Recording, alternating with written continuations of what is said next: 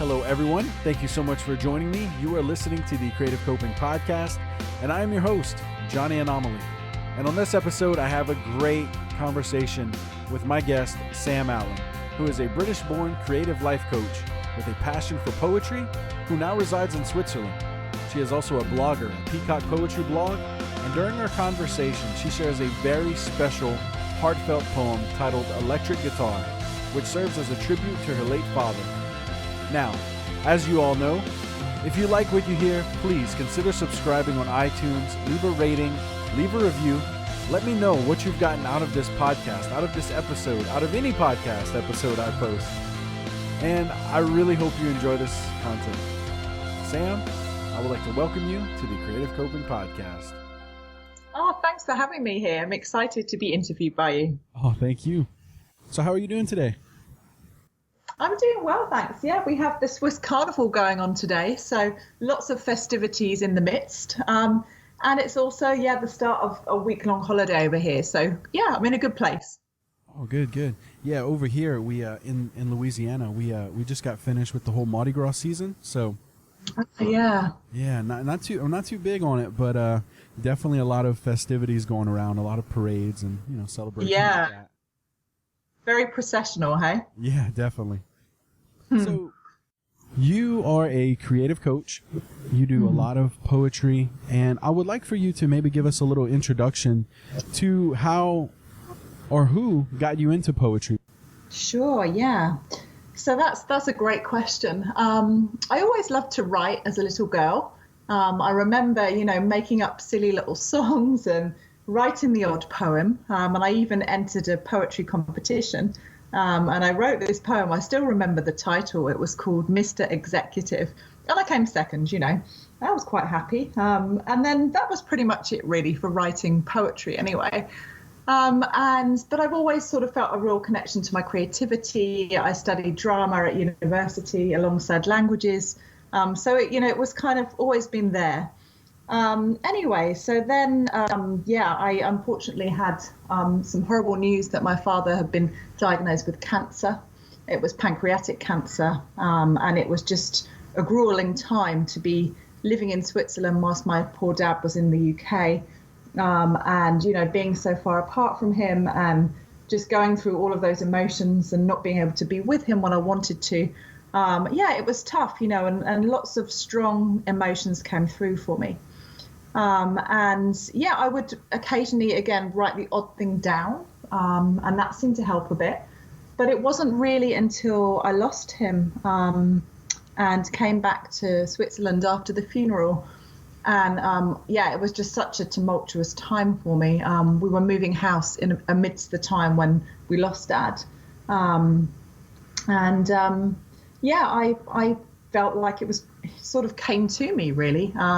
I remember walking to my workplace at the time and just feeling, very panicky and very overwhelmed by my emotion. And it just came to me, I need to get this stuff out, I need to write it down. And there it all began, really, because I wrote one or two poems that day. And, the feeling that I had after I'd written was of such relief. And it just felt like these emotions, and in my coaching, we often refer these to emotions as energy in motion, emotion. They were sort of let loose onto the page, and they felt like they had somewhere to go. And so after that, I basically, made a sort of silent commitment to myself that I would write on a daily basis. And I've kept that up ever since. So out of a really difficult, painful, horrible time came this kind of knowingness in myself that creative expression was going to be my outlet. So that's how I started. It was, it stayed with me ever since. Now my poetry is very much me. I can't even remember a day when I haven't written. And I'm writing because I love it. I love sharing my soul through words with the world. It's not about acclaim or being perfect or, anything like that, really. It's just about the permission to myself to let myself express myself through words. Yeah. Wow. Thank you so much for sharing that story. Oh, my pleasure. Yeah. And first of all, so sorry for your loss. Thank you. And this was 2015?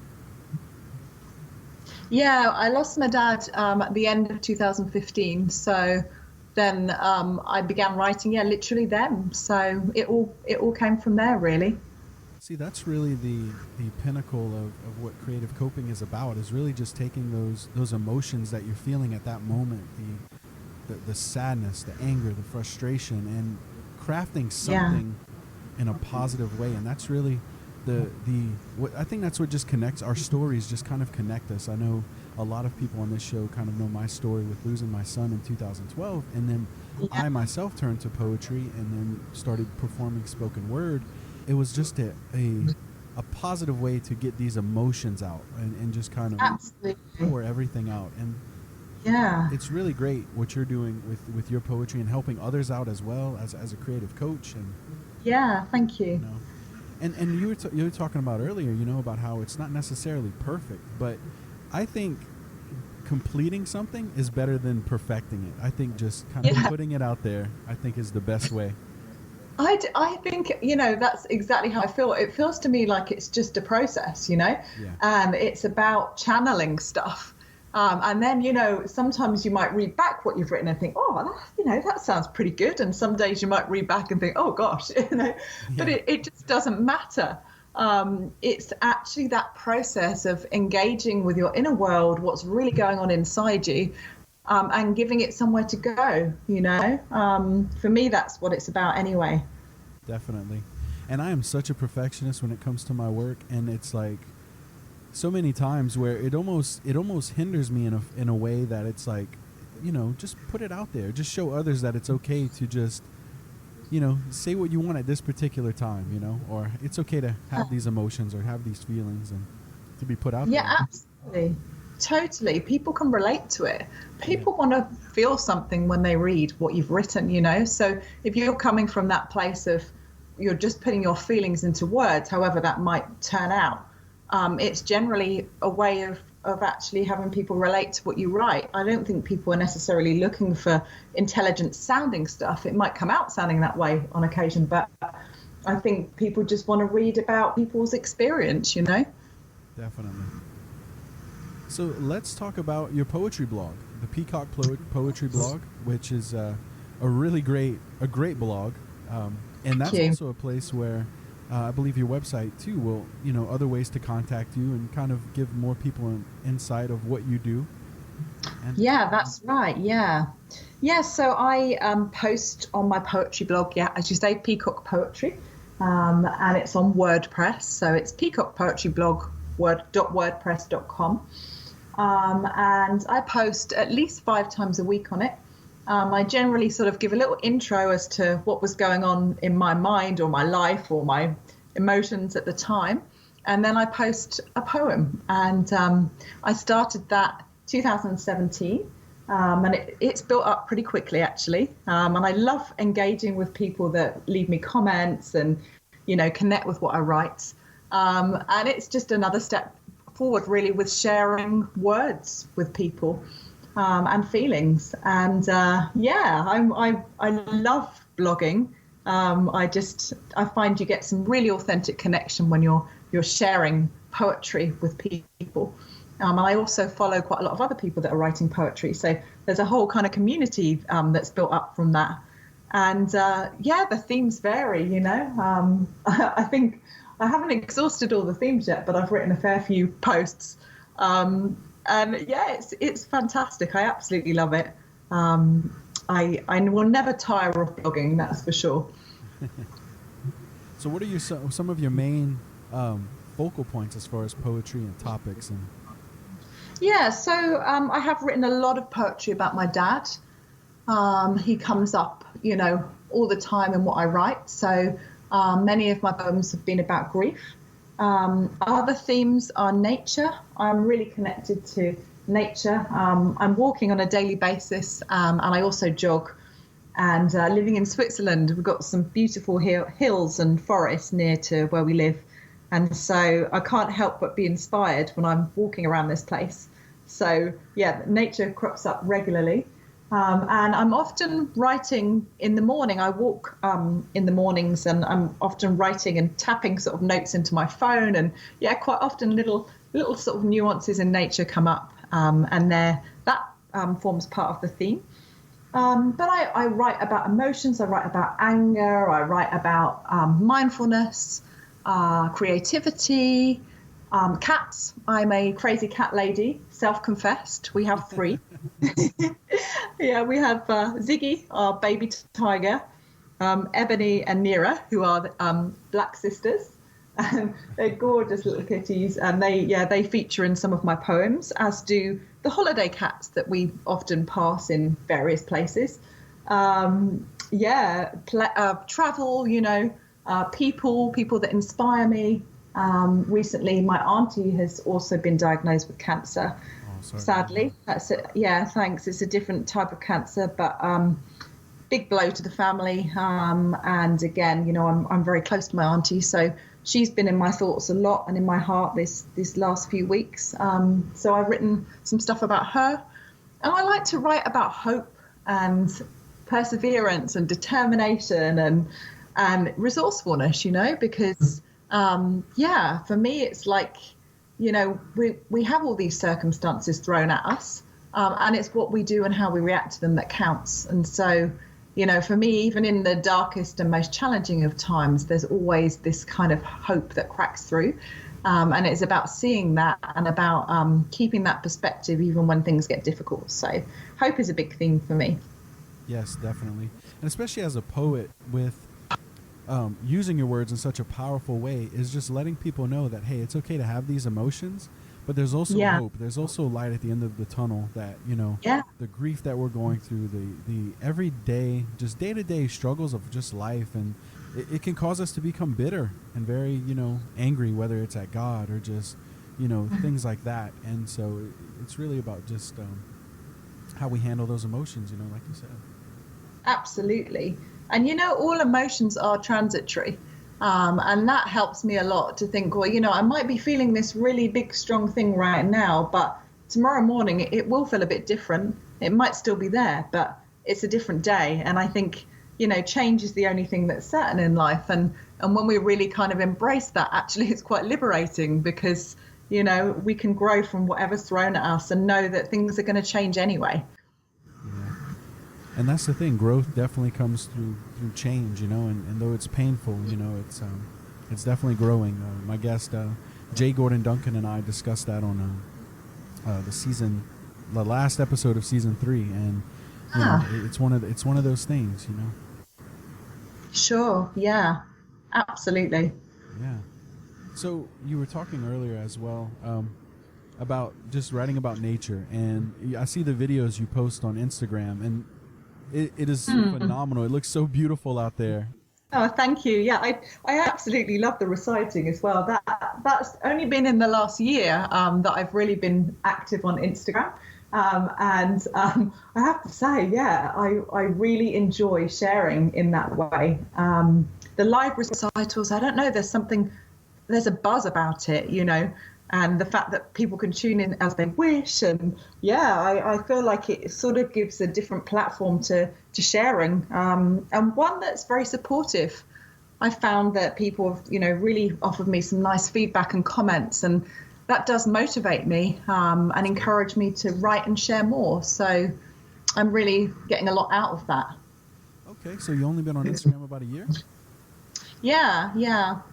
I had an account before that, but I've got a business account now for my coaching. So I turned my actual account into the business account, but I wasn't really using it previously. And since I became active on it, I've seen all of its little perks and positive points, and actually, really started to enjoy it a lot. You want to sort of build up an authentic following, because that's how you build a community. And I see it a little bit like my blogging. I'm interested in connecting with people that share a similar philosophy or are curious about some of the themes and stuff that I bring up. and want to kind of have open dialogue on that. And I actually find that it's a really good platform for doing that. Actually, a few weeks ago, I met up with an Instagram friend that was living nearby, but we'd never met before. And she's also a writer. And yeah, we went for a lovely walk for an hour and put the world to rights along the river, actually. That was super. It was great to actually spend time with somebody that you've met in this sort of online way, but happens to live nearby. And we've stayed in good contact ever since. So, yeah, another nice connection there. Yeah, I was talking to a friend of mine, actually a guy I interviewed. He's in Australia, and I was just talking about how just the internet and just how it's just made the world such a smaller place where you can have conversations with people you otherwise may have never had a conversation with. Absolutely. And then to be able to meet them in person is just another incredible way. I think it just connects us, Really does. It really does. Yeah. So let's go into some of your creative coaching. So who comes to you for the coaching?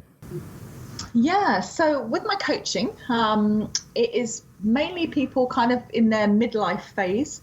Perhaps they're usually really busy people, whether that be with work or the fact that they're juggling, family responsibilities, children, animals, all the things that make us busy people. And my clients, generally they tend to sort of be in a place where with all these sort of roles and responsibilities they have, they've maybe lost sight a little bit about, what they want and who they are now. So what I do through the coaching is help them rediscover who they are, what excites them, what brings them to life. And, I do this in a very creative way. And yeah, it sort of helps them bubble back up and feel alive again, really. And it's an empowering process. It is a process which I'm just kind of unlocking a door, really, with what I do. And then the rest is coming from my lovely clients and what they have inside. So it's kind of like, helping them to open up their treasure chest and see what's inside and help them see what's next for them in their lives. It's not like counseling or anything in that realm, really. It's not past related, although obviously past emotions often resurface when you're doing this kind of work. But it's really this forward momentum of what is my identity now and who am I?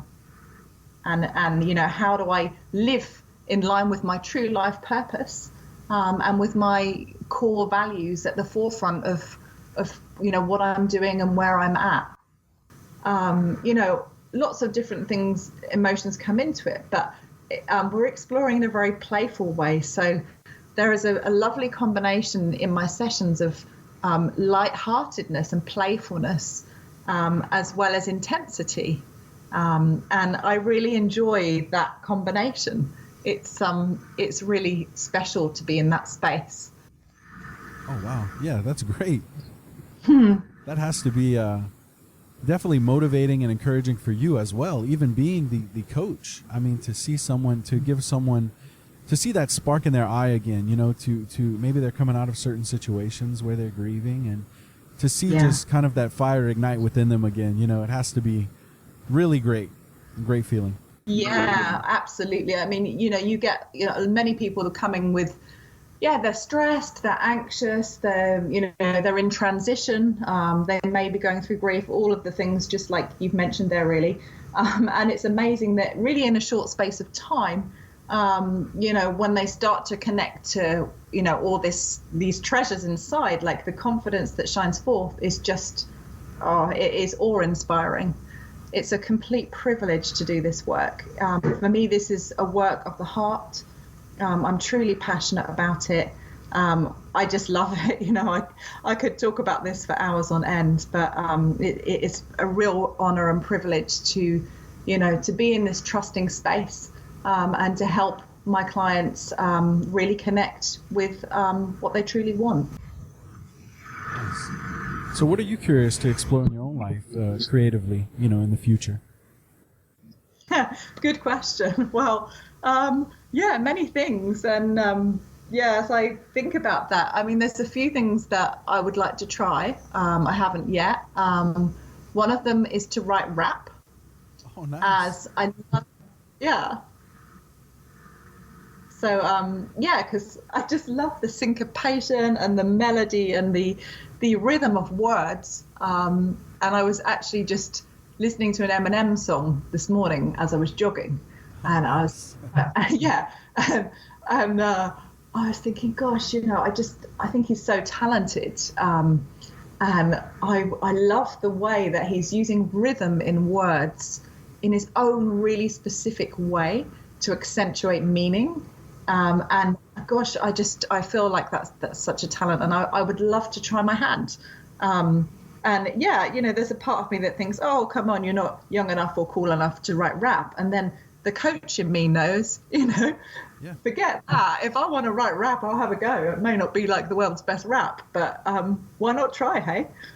Oh, I feel exactly the same way. I actually have raps written that may not ever see the light of day, but it's so fun to put on a rap instrumental and just write to it and just kind of experiment and just play with words and kind of tell story through that. That's one thing I like about Eminem's is that Eminem's wordplay is the fact that he's not only rhyming these words, but he's telling a story. And whether it's really funny or offensive or really heartfelt, he just knows how to kind of pull at those heartstrings with his wordplay. And I think that's just why he is so incredible. He is such a talent, really. Yeah, so I would genuinely like to have a go at that. And on another musical note, my father, when he was in the very late stages of his cancer, decided he would learn to play the guitar. And that just struck me in such a deep way that, there he is, practically skeletal, and he's got himself a red electric guitar, and he's trying to play the shadows, and we're doing a really good job, actually. And, still trying to learn stuff and still trying. And that actually sort of gives me goose pimples even just to say it, because for me, that's such a huge inspiration that, you're that ill and you still want to try and do stuff. And I'd like to try and do the same at some stage. I'm not sure how good I would be with all the chords and all the sort of practical elements of guitar playing, but I think I would give it a good go. As I like to write poetry, I would really like to write my own songs and maybe accompany myself on the guitar. Why ever not? Amazing things to look forward to and to be able to do. Yeah. In fact, if I have time here, I wrote a poem about the electric guitar. I could read it if that's, would be any good for you here. Yes, you have the floor. It just came to me because it inspired me so much, my dad playing the guitar. Here we go. Electric guitar. You had a love of learning. I guess it kept you young. A thirst that kept on burning. A passion you passed on. No cynicism in you. No tired, tested looks. When you were ill and thin, you still opened that new book. It was a lifelong mission upon your bucket list. When you were in remission, no way this chance you'd miss. You sounded animated, a kid with a new toy. Not fair your time was fated, but you played on with joy. When I returned that morning, the shock was hard to take. I wish I'd had some warning. You looked like you might break. A skeleton so hollow, I broke before your eyes. But you still strummed and followed those happy notes with pride. It hurt to see you suffering. You made me sing along, could hardly stop from blubbering, but your thin hands played on. A shiny red electric, a 60s sounding twang. To hell with all the skeptics. You strummed away, I sang. In me you have awoken the will to see things through. Your body, it was broken, but how your spirit flew. That was beautiful. Thank you. I just thought, maybe that was a nice one to share, and it kind of puts the story into a bit of context as well. It definitely does. And so heartfelt. I'm just kind of at a loss for words. I have chills right now. Just have, wow. Thank you. That is phenomenal. And for a man who wasn't going down without a fight, that could have made every excuse not to do anything else, with his last days, but to like you said, just the way he was he sounds just so passionate about life, and like you said, to hell with all the skeptics and the critics or anybody else, I mean, this is a man who picked up a guitar and was going to learn it and is singing it with his little girl. I think that is phenomenal. I with having daughters myself, and just that thought of just that idea, of just like my girls, if that be the case, and just that's what I just want to leave that memory behind, that your dad gave it everything he got, and to hell with what everybody else thought, and for you to have that memory with your dad is such a beautiful and spectacular thing. And I just want to thank you so much for sharing that poem.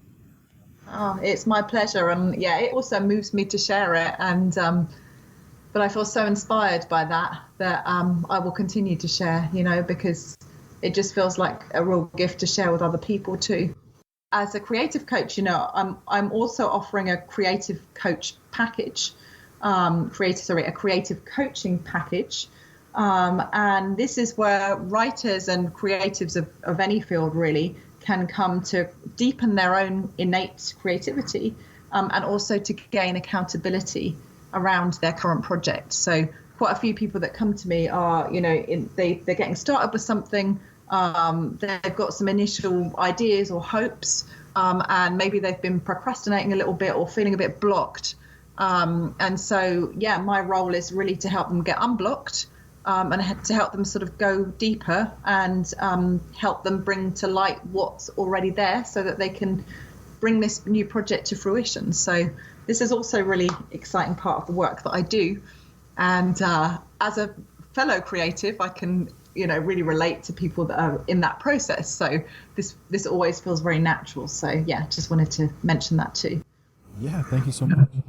So how can we get in touch with you via social media or website? Yeah, so I my website I mentioned already, peacockpoetryblog.wordpress.com.